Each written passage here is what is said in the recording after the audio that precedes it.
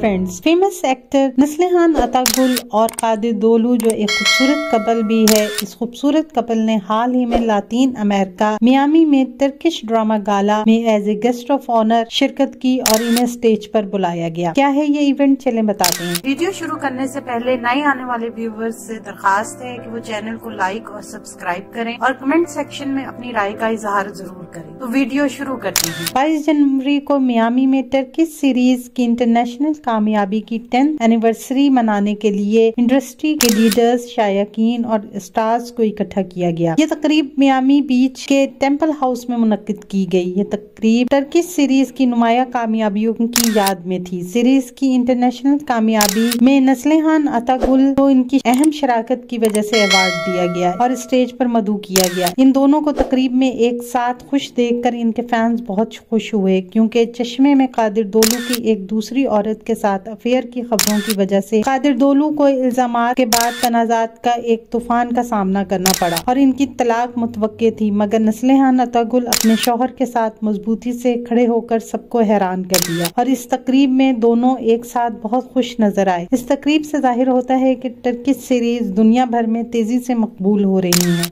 आने वाले दिनों में अपने पसंदीदा ड्रामों की मजीद मालूमात के लिए हमारे चैनल को लाइक करें, शेयर करें और सब्सक्राइब करना ना भूलें। शुक्रिया।